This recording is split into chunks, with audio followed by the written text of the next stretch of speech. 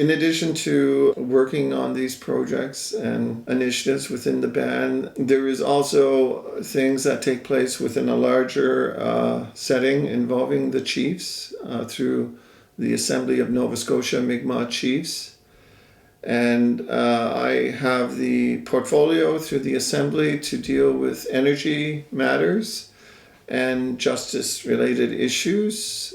So within energy, I was involved in such things like fracking or hydraulic fracturing, which led to a moratorium on fracking within the province. And as I understand, within New Brunswick now, there were a number of people that contributed to that particular movement, dealing with things like Alton gas, which involves the clearing of salt caverns to allow for the storage of natural gas. They're watering the salt down. The product of it is called brine.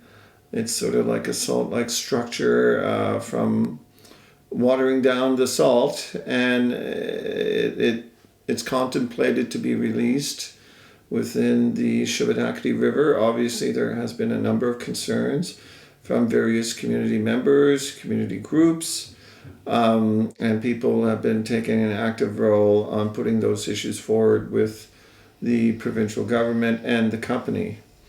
So that is something that is ongoing.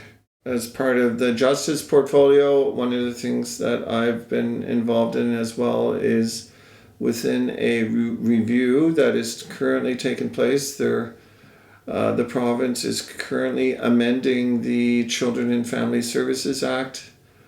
There are extensive changes planned for that act. The reason why it's so important as a provincial act that it deals with our children, with the care and welfare of our Mi'kmaq children. And if these amendments proceed, then it will. We figure that it will be of no benefit for the Mi'kmaq people. Basically, what it will allow for is shorter timelines for people to get plans in place to be able to get their children back. What it calls for is expanded definitions on things like neglect, which can trigger an apprehension of a child.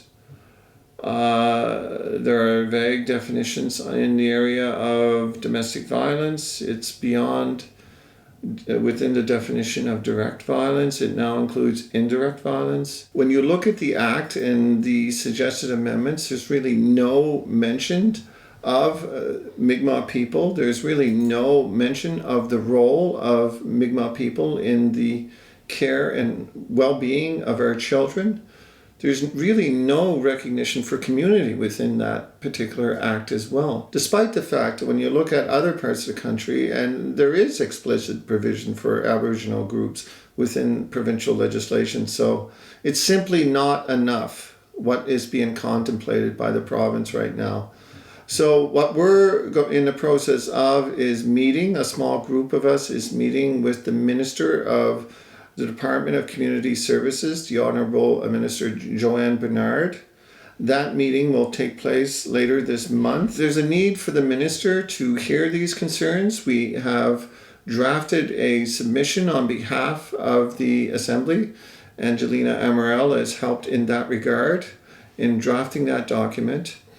And we are slated to meet with the minister to discuss our submission and our concerns. But we're hoping that the province really takes our concerns seriously to help support this. We are encouraging the chiefs to write their respective MLAs to let them know of our concerns related to the bill which will amend the Children and Family Services Act.